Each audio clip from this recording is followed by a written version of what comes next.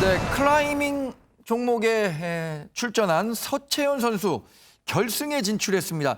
이 유일한 10대 선수라고 하는데 김민진 아나운서 맞습니다. 어떤 선수입니까? 서채연 선수가 지금 18살이잖아요. 네. 근데 이 스포츠 클라이밍이라는 게 인공 암벽을 누가 더 빨리 누가 더 높이 올라간지 겨루는 그런 종목인데 네. 이번에 처음 채택이 됐기 때문에 여기서 메달 획득에 성공을 하면 1호 메달리스트가 되는 이제 그런 영광을 안게 되거든요. 네. 근데 우리 서채연 선수가 예선에서 2위로 결승에 올라왔습니다. 그렇기 때문에 충분히 메달을 딸 승산이 있지 않나 이렇게 보여지고 있습니다. 네, 도쿄올림픽으로 출국하기 전에 이 서채연 선수의 이 프로필이나 이런 것들 제가 좀 관심 있게 봤는데 정말 아주 야무지더라고요. 그리고 성적도 좋았고 오윤성 교수님, 그런데 그런 그 실력을 갖추기까지는 이 선수 인생의 절반을 암벽에서 보냈다 이런 평가가 나와요.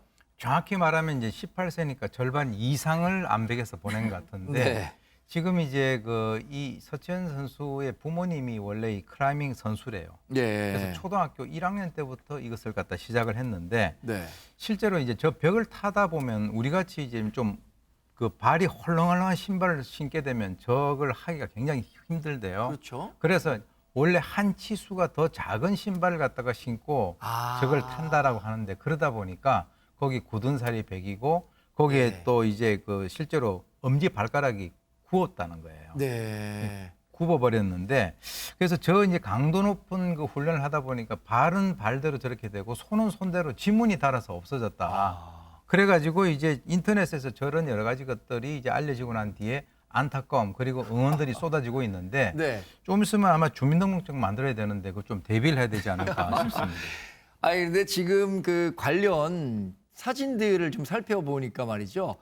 정말 한 뭐 8, 9살밖에 안 되는 꼬마가 이렇게 산을 오르는 모습 보니까 너무 귀여운데 그 귀여움 속에 숨은 각고의 노력들, 자기 지문이 없어졌을 정도라고 하니까 우리가 무시할 수 없겠죠. 권상희 평론가님, 이 서채연 선수의 최고 강점은 뭔가요? 스포츠 클라이밍이 익숙치 않은 분들은 지금 오늘 경기 어떻게 봐야 되나 궁금해하실 텐데요. 예. 일단 볼더링, 리드, 스피드 이렇게 세 가지 종목으로 나누는데 서채연 선수가 가장 잘하는 종목은 바로 리드입니다. 리드는 뭐 세계적으로 이미 실력을 검증받았다고 해도 과언이 아닌데 네. 2019년에 서채연 선수가 이 세계 첫 무대, 성인 무대에 데뷔를 했거든요. 예. 그리고 나서 4번의 월드컵 리드 부분 모두 우승을 차지하면서 리드에 있어서는 세계 랭킹 1위를 기록하고 있는 그런 선수입니다. 그런데 이 세 가지 종목을 다 잘해야 돼요. 왜냐하면 순위 결정이 어떻게 되냐면 각 종목의 순위를 곱해서 가장 낮은 점수 순으로 메달이 결정이 됩니다. 일단 지금 뭐 리드 부분에서는 워낙 잘하는 선수이기 때문에 걱정할 필요가 없지만 스피드와 볼더링 기록 단축이 관건인 상황이거든요. 아무튼 오늘 경기 최선을 다해서 좋은 결과 기대해 보도록 하겠습니다. 예선 결과 점수를 보니까 조금 머리 좀 쓰셔야 될 것 같습니다. 스피드와 리드, 볼더링 요거를 이제 몇 점씩을 받았는지 요걸 각 합친 곱한 순인데 1등을 하면은 이제 합한 숫자와 곱하기 1을 하면 동일한 숫자니까 1등을 어느 한 종목이라도 하는 게 굉장히 중요하다는 생각이 드는데 손정혜 변호사님, 이 스포츠 클라이밍 간판이라고 하면 우리나라는 김지아인 선수가 과거에 있었잖아요. 이 서채연 선수를 정말 많이 아낀다고 해서 유명세를 타고 있어요. 네, 원조 암벽 여제죠. 사실은 한국 클라이밍 간판 김자인 선수가 커플 머리끈 사진을 SNS에 올려서 응원하는 장면을 볼 수 있는데요. 서채연 선수가 예선 때 착용한 머리끈이 있습니다. 이걸 사진을 찍어서 드디어 찾았다. 내일 이거하고 같이 출격이라고 이제 글을 올린 건데요. 와. 차세대 암벽 여제를 이제 응원하면서 같이 좋은 성적을 거두고자 같이 똑같은 머리핀하고 응원하겠다는 마음입니다. 네. 장강의 물은 뒷물이 앞물을 치고 가고 청출어람이라 했습니다. 김자인 선수는 올림픽 메달을 제가 알기로는 따지 못한 것 같은데 이 선배 선수가 이룩한 성과를 바탕으로 해서 서채연 선수가 훨씬 더 큰 무대에서 좋은 성적 거둘 수 있기를 간절히 응원해 보겠습니다. 이번에는 우리나라로 이제 금이 환영해야 했다고 할까요? 탁구 신유빈 선수가 귀국을 했습니다. 김희진 아나운서. 맞습니다. 근데 신유빈 선수가 사실 지난달에 출국할 때 모습이 화제가 됐었거든요. 왜냐하면 코로나19에 걸리느니 더운 게 낫다라면서 전신 방호복을 입고 출국을 해서 그때 그 모습이 굉장히 화제가 됐었는데요. 근데 어제 입국하는 모습은 좀 달랐습니다. 간편한 차림으로 돌아왔고 또 가장 먹고 싶은 음식이 뭐냐 이렇게 질문을 하니까 간장게장을 꼽았어요. 근데 사실 신유빈 선수가 방탄소년단의 뷔를 좋아한다고 해서 응원을 받고 굉장히 소녀답게 좋아하는 모습을 보여줬는데 입맛은 약간 10대답지 않은 어른 입맛을 가진 것 같습니다. 현장 영상도 저희가 준비가 됐습니다. 한번 직접 보겠습니다. 이제 하면서 계속 여유가 없으면은 따라잡힌다는 생각이 많이 든 것 같고 아무래도 성적을 좀 못 낸 게 많이 아쉬운 것 같아요. 될 때까지 노력을 해서 꼭 좋은 성적으로 응원해주신 분들한테 보답해드리고 싶어요. 혹시 집에 가면 가장 먹고 싶은 음식은 뭐예요? 간장게장 가장 먹고 싶어요. 취재진과 시민들이 이 신유빈 선수를 찾기 위해서 굉장히 애를 먹었다는 얘기도 있어요. 손정희 변호사님, 왜 그랬습니까? 신유빈 양이 삐약이 막내 국민 여동생으로 불리지 않았습니까? 네. 그래서 신유빈 선수를 찾기 위해서 좀 귀여운 신유빈 선수도 중계할 때 보면 머리 다 묶었거든요. 네. 이런 외관을 찾으려고 노력을 했는데 막상 나올 때는 머리를 풀러 헤친 데다가 생각보다 키가 엄청 컸던 겁니다. 168cm나 됐다 보니까 아니 우리가 알고 있던 삐약이랑 조금 다르네. 그래서 실제 중계 화면과 조금 다른 모습에 놀라는 사람들이 있었다고 하는데요. 이 승무원분들과 이렇게 키가 비슷할 정도로 큰 키에 또 이제 또 머리를 내려서 네. 어떻게 보면 그냥 소녀 같은 모습으로 등장을 했습니다. 이미지가 상당히 많이 다르네요. 실제로 선수로 활동할 때와 귀국할 때 사진을 보니까 더군다나 마스크까지 하니까 또 잘 못 알아볼 수도 있었겠어요. 신유빈 선수가 이제 한국에 귀국해서는 물론 다시 이제 훈련도 열심히 해야겠지만 유튜브를 시작하겠다라고 해서 화제가 됐어요. 권상임 평론가님. 네, 아무래도 뭐 많은 팬들이 생겼죠. 이번 올림픽을 통해서. 그래서 유튜버로 이제 본인의 일상을 공개하기로 결정을 한 것 같은데요. 탁구 신동의 유튜버로서의 변신은 어떨지 모르겠는데 지금 채널명이 굉장히 귀여워요. 삐약 유빈입니다. 이 채널 개설함과 동시에 올린 영상이 바로 일본 도쿄올림픽 마치고 귀국하는 모습의 이 브이로그를 담았는데 네. 사실 브이로그가 자연스러우려면 카메라 앞에 많이 서야 되잖아요. 그렇죠. 근데 운동선수다 보니까 훈련하는 건 익숙할지 모르겠지만 뭐 카메라 앞에 서는 건 조금 어색하지 않았나 싶습니다. 하지만 팬들은 그 모습조차도 귀엽다고 하는데요. 요즘 뭐 이렇게 10대 선수들 이번 올림픽을 통해서 굉장히 화제가 되고 있잖아요. 네. 이런 선수들을 갓기라고 부릅니다. 갓기라는 게 이 신을 뜻하는 갓 플러스 아기를 뜻하는 신조어인데 뛰어난 실력을 가진 어린 천재들을 갓기라고 부르는데 우리 신유빈 선수 유튜버로서도 갓기의 모습을 보여줄지 기대가 됩니다. 네. 우리 신유빈 선수가 유튜브를 시작한다고 하니까 이 유튜브 틀어놓고 나도 구독 신청해야겠다라고 기다리는 어쩌면 아재 팬들도 그리고 또 워낙 이 탁구 동호회가 전국적으로 아주 탄탄히 구성돼 있잖아요. 그래서 많은 팬들이 한 곳에 모이지 않을까라고 생각을 해봅니다. 우리나라도 이제 속속 메달을 딴 선수 아니면 그렇지 못한 선수들 다 이제 귀국을 하고 있는데요. 대만에서는 굉장히 아주 경사스럽게 요란한 축하 행렬을 하고 있다고 합니다. 백성문 변호사님. 저는 예. 올림픽에서 뭐 메달을 딴 선수단을 이게 축하해 주는데 전투기 4대가 들은 건 처음 봤습니다. 네.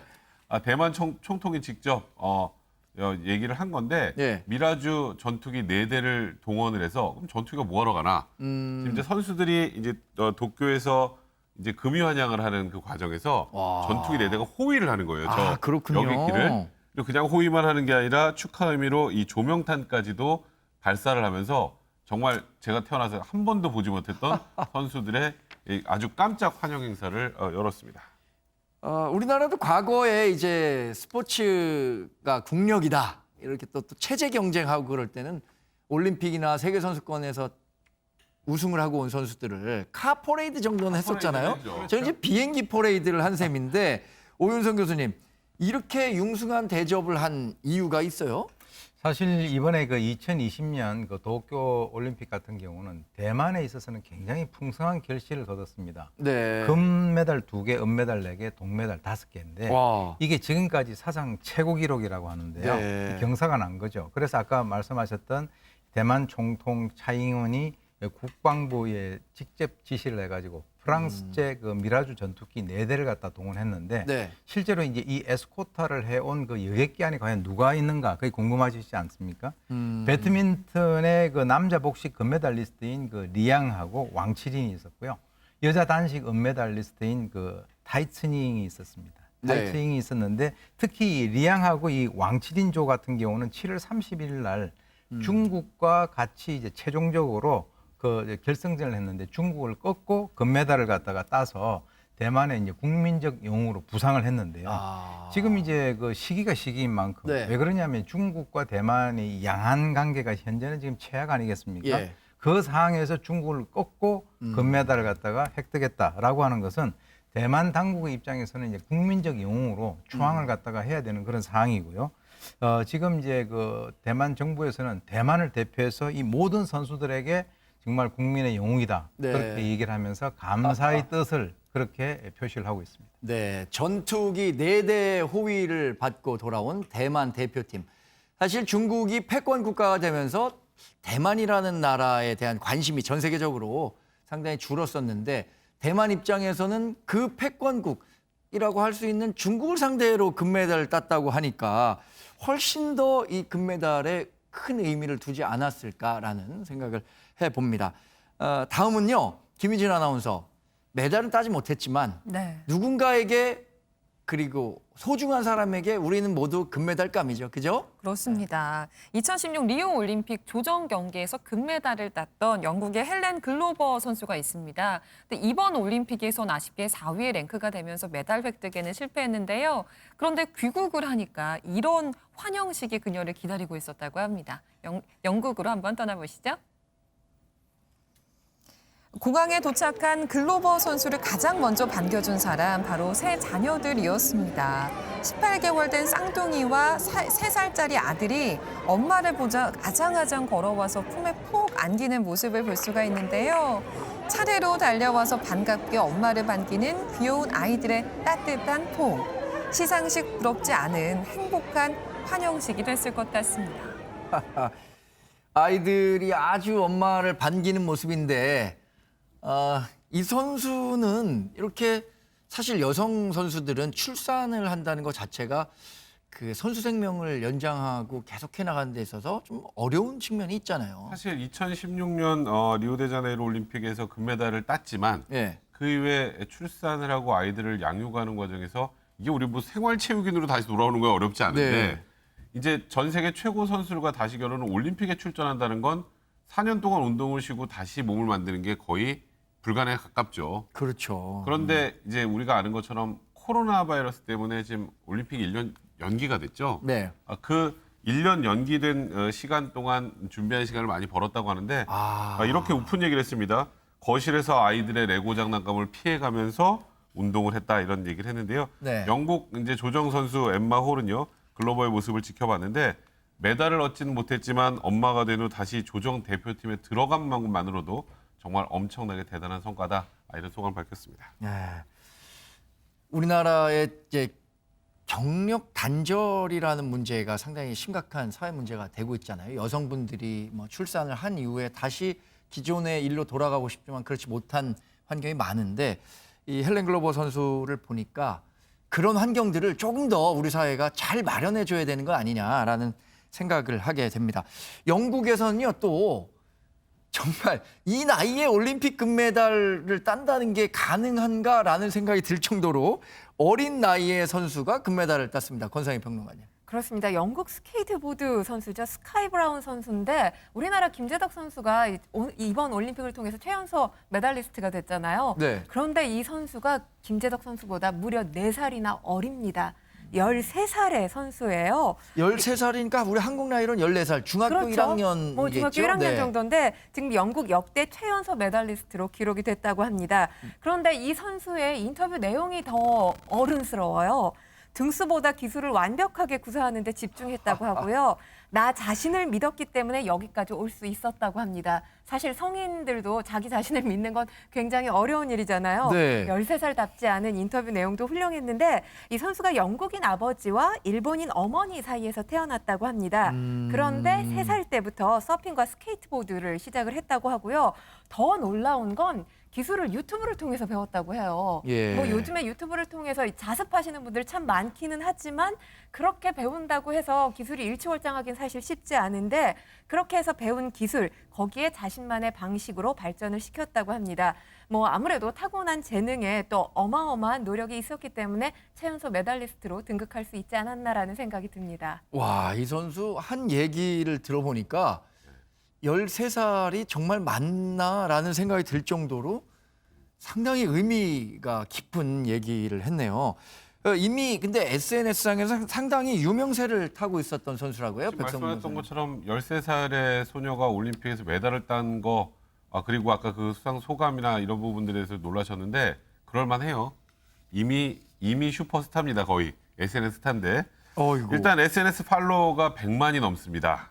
그리고 또 개인 방송 채널, 아까 신유빈 선수도 유튜브 이제 막 시작을 했다고 하는데 네. 여기는 이미 누적 조회수가 5억 4천만 회가 넘고요. 여기서 더 이게 누적수가 높아진 이유가 스케이트보드만 타서 유명해진 게 아니고 미국의 춤 관련 오디션 프로그램에서 우승을 했습니다.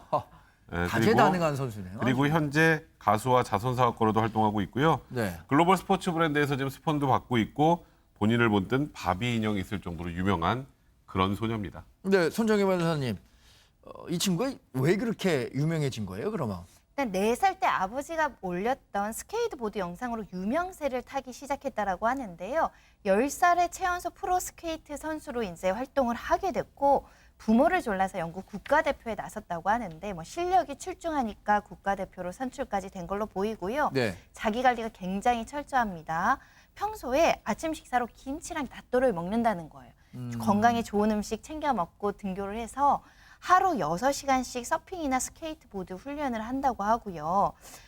실제 이런 훈련 중에 추락사고를 당해서 두개골과 팔골절 부상을 입는 사고가 있었습니다. 작년이니까 사실은 올림픽 나가기 어렵잖아요. 네. 그런데 코로나19로 올림픽이 미뤄지면서 대회에 참가할 수 있었고 동메달을 획득했다라고 합니다. 네. 이 다음에는 서핑 종목까지 도전을 하겠다고 하니까 이 친구가 이제 다음에는 서핑에서는 또 어떤 성과를 낼지도 한번 살펴봐야 될 것 같습니다. 그 아까 권상희 평론가님이 갓기라고 설명해 주셨는데 이 친구야말로 갓기네요. 그렇죠. 정말 13살에. 이번에는 김유진 아나운서가 무동 응원을 받은 선수의 얘기를 한번 전해주시죠. 네, 이번에도 스케이트보드 경기에 출전했던 선수 얘기인데요. 일본의 오카모토 미수구 선수입니다. 이 선수가 15살로 나이가 굉장히 어린데 대회 내내 최고 난도 기술을 선보이면서 선두를 달리고 있었거든요. 네. 그런데 마지막에 어려운 기술을 시도하다가 실패하면서 4위가 돼서 메달을 놓치게 됐습니다.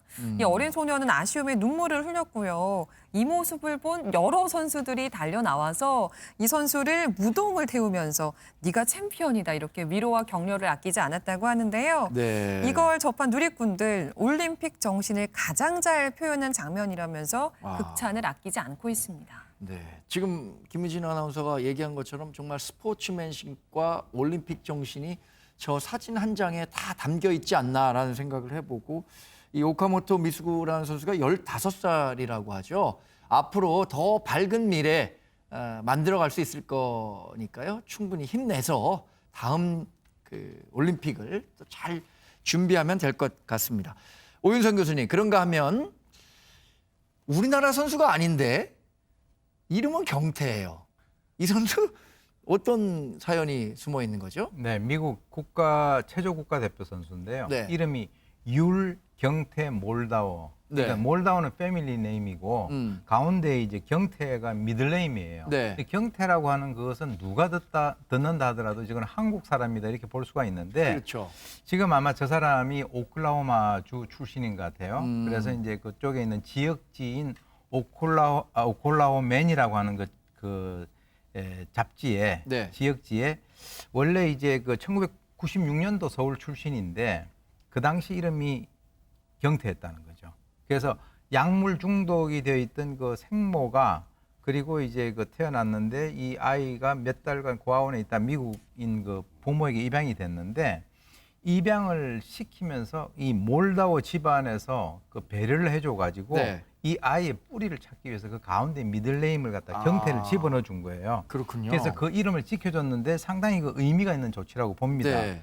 그래서 이제 이 율 경태 몰다워 선수는 자기가 한국에서 왔다는 그 사실을 굉장히 영광으로 삼고 문신을 하게 된다면 자기를 갖다가 낳아준 나라인 한국과 그리고 키워준 나라인 미국의 태극기와 성조기를 같이 하겠다 이렇게 네. 얘기를 했는데요. 흐뭇한 인간 승리가 되겠습니다. 아, 김윤진 아나운서, 근데 이 율경태 몰다워 선수가 한국에 네. 친누나가 있는 것으로 알고 있다 그래요. 그래서 그 친누나를 찾고 있다고 하는데. 맞습니다. 체조 경기 당시에 한 해설위원이 이 몰다워 선수가 한국에 살고 있는 것으로 알려진 친누나를 찾고 있고 한국에 대한 그리움을 가지고 있다 이런 설명을 했고요. 이 내용이 SNS를 통해 전해지면서 지금 국내 누리꾼들도 몰다워 선수의 누나 찾기에 함께 발벗고 나서고 있다고 합니다. 네.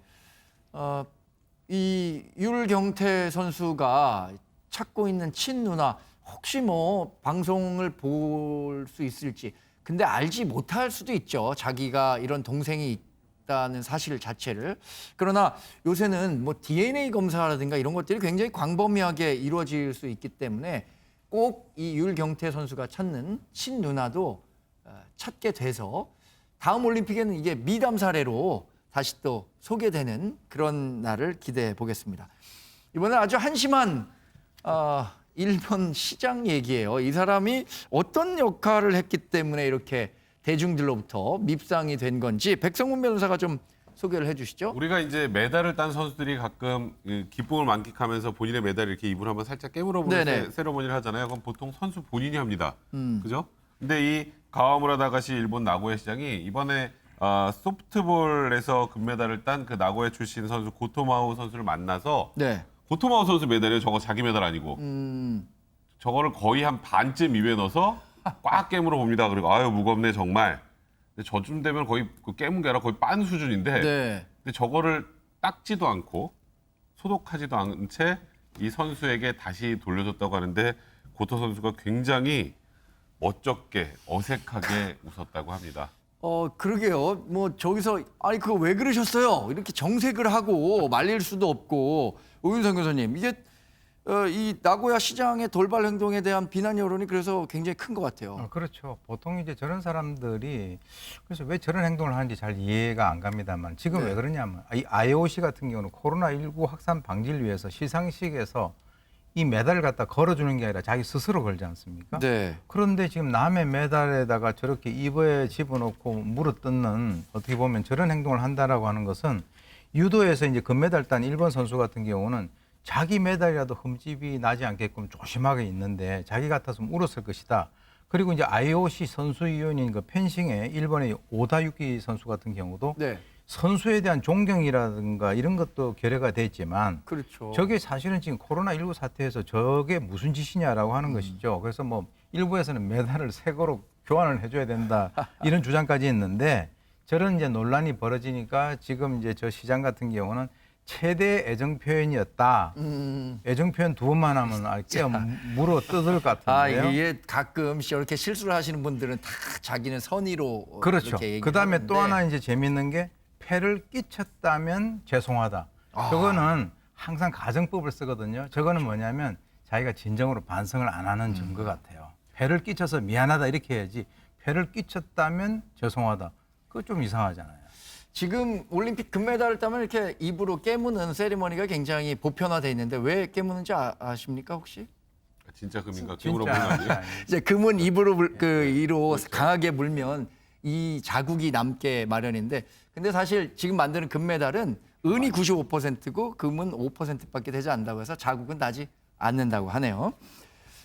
이 금메달을 보셨는데 이번엔 은메달 딴 분 얘기도 좀 해볼게요. 은메달도 대단한 성과죠. 세계에서 2번째로 훌륭한 선수가 됐다는 의미니까요. 근데 권상희 평론가님, 이 소중한 메달을 조금 부끄럽게 여기는 사람이 있었어서 조금 눈살을 찌푸리게 했어요. 바로 영국의 복싱 선수죠. 벤자민 휘테커라는 선수인데요. 네. 열심히 경기하고 비난 세례를 지금 자초했습니다. 결승전에서 쿠바 선수에게 판정패 당하면서 은메달을 받은 건데 네. 수여식에서 은메달을 목에 걸지 않고 그냥 바지 주머니에 넣었어요. 네. 그리고 기념 촬영 시간에 마지못해 이 은메달을 잠시 꺼내 들었는데 이 사람 인터뷰 때도 반성을 하지 않았습니다. 은메달 딴 게 아니라 금메달을 놓친 거다. 그래서 난 실망했고 실패자가 된 느낌이다라고 얘기를 했는데 네. 아무리 아쉬움이 있더라도 시상식이잖아요. 이런 표현 비매너가 아닌가 싶습니다. 네.